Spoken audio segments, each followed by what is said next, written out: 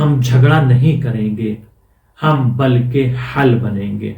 ہم اختلاف نہیں پھیلائیں گے بلکہ ہم متحد ہو جائیں گے۔ ہم نفرتیں پیدا نہیں کریں گے، ہم محبت پیدا کریں گے۔ ہم منافق نہیں بنیں گے، ہم مومن بنیں گے۔ ہم ایک دوسرے کی کاٹ نہیں کریں گے بلکہ ایک دوسرے کی ہمکاری کریں گے۔ آئیے جانتے ہیں اس ویڈیو میں اس ڈیٹیل کو بیان کیا جائے گا۔ اگر آپ نے ہمارے چینل کو سبسکرائب نہیں کیا ہے تو سبسکرائب کر لیں تاکہ آپ تک ایسی ویڈیو آتی رہیں۔ بسم اللہ الرحمن الرحیم۔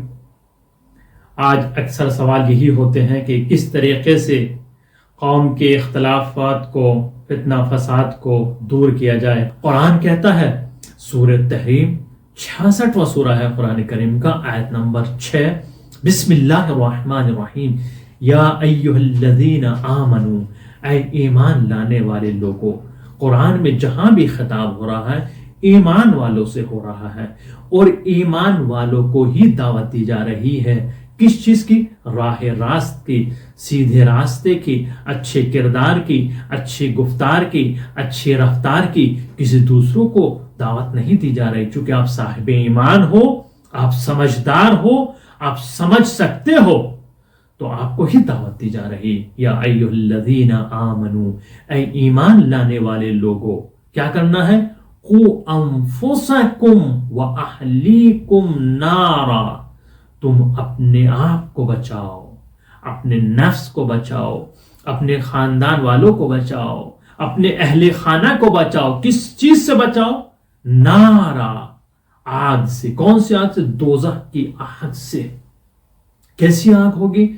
وقودها الناس والحجارہ، ایسی آگ جس کا ایندھن انسان بھی ہوں گے، پتھر بھی ہوں گے، لوگ بھی ہوں گے، پتھر بھی اس میں ڈالے جائیں گے۔ اس آگ سے اپنے آپ کو بچاؤ، اپنے بچوں کو بچاؤ۔ کس طریقے سے؟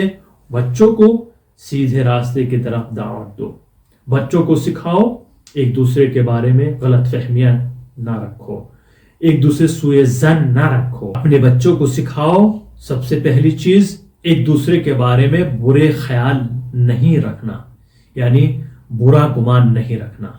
دوسرے، ایک دوسرے کی جاسوسی نہیں کرنا۔ تیسرے، ایک دوسرے کی غیبت نہیں کرنا۔ چوتھے، ایک دوسرے کو راہ راست کی طرف دعوت دو۔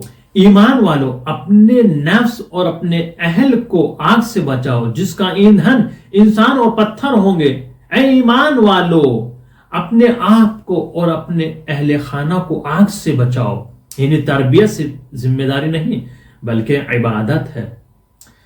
آج اختلاف ہو سکتا ہے لیکن تفرقہ بازی، معاشرے میں اختلاف پھیلانا یہ شرعاً جائز نہیں ہے، حرام ہے۔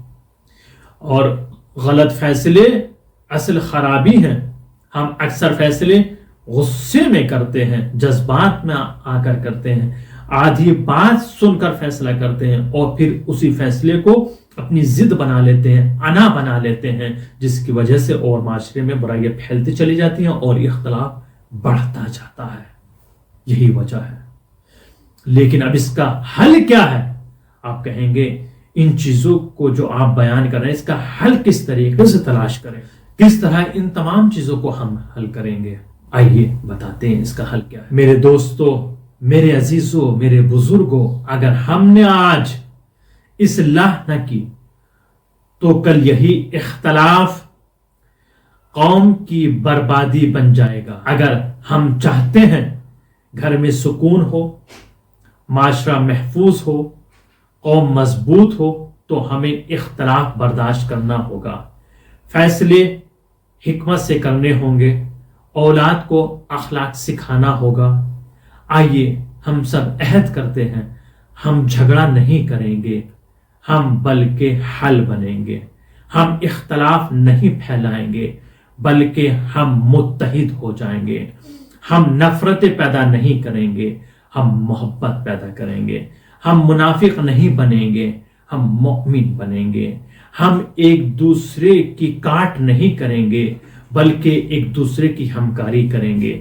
ہم ایک دوسرے کے لیے عزت کا سبب بنیں گے، ذلت کا سبب نہیں بنیں گے۔ اس کا حل بہت آسان ہے، اختلاف کو دشمنی نہ بنائیں بلکہ اتحاد کو اپنی طاقت بنائیں، فیصلے عدل اور حکمت سے کریں۔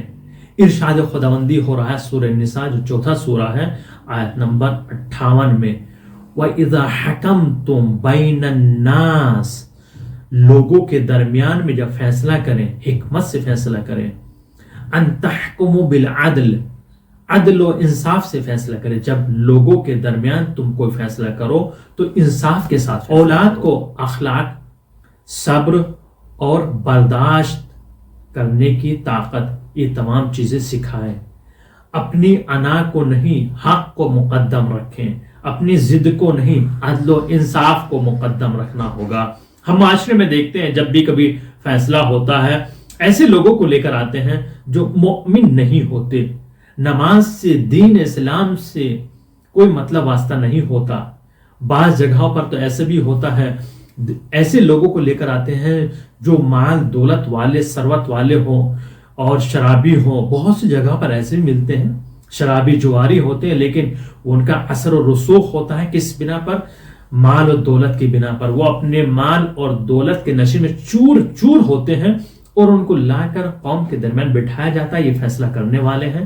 چونکہ ان کی وجہ سے دوسروں کے اوپر روک طاری ہو جائے گا تو فیصلہ ان کے خوف سے، ان کے ڈر سے جلدی ہو جائے گا، جو کہ غلط ہے۔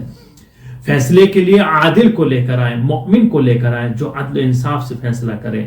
ایسے انسان فیصلہ نہیں کرتا بلکہ ایسے انسان تباہی مچاتے ہیں۔ ہم نفرت نہیں اصلاح پھیلائیں گے، ہم اپنی اولاد کو وارث اخلاق بنائیں گے، وارث نفرت نہیں بنائیں گے۔ اللہ ہمیں صبر کی، سمجھ کی اور صحیح فیصلوں کی توفیق عطا فرمائے، آمین یا رب العالمین۔ اگر آپ کے دلوں کو یہ بات چھو جائے تو دوسرے تمام دوستوں تک، تمام عزیز و اقارب تک اس ویڈیو کو ضرور پہنچائیں، اور بالخصوص ان لوگوں تک جو معاشرے میں فتنہ فساد برپا کر رہے ہیں یا ناسمجھ ہیں، غلط فہمیوں کے شکار ہیں، ان تک اس ویڈیو کو ضرور پہنچائیے گا۔ ہم آپ تک ایسی ویڈیو، ایسے پیغام پہنچاتے رہیں گے۔ ہمارا ہدف اور مقصد صرف قوم کی اصلاح ہے، اتحاد ہے، سب کو متحد کرنا ہے۔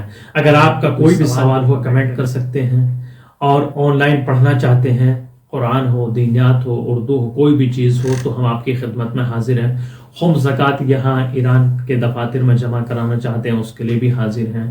اور ہمارے چینل کو آپ آگے بڑھائیے، یہ ہم سب کی ذمہ داری ہے۔ ہم اپنی ذمہ داری ادا کر رہے ہیں، جس طرح بھی ہو سکتا ہے، جیسے بھی ممکن ہو، آپ کی خدمت میں ہمیشہ حاضر رہتے ہیں۔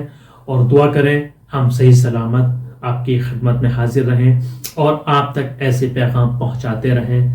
اور پھر میری گزارش ہے تمام دوستان سے، عزیز و اقارب سے، والدین سے، جو بھی اس دنیا میں ہیں ان کو حیات طولانی عطا فرمائے، جو اس دنیا سے جا چکے ہیں ان کی مغفرت فرمائے۔ ایک دوسرے کو اتحاد کی دعوت دیں، متحد ہو کر رہیں، یہ ہم سب کی طاقت ہے۔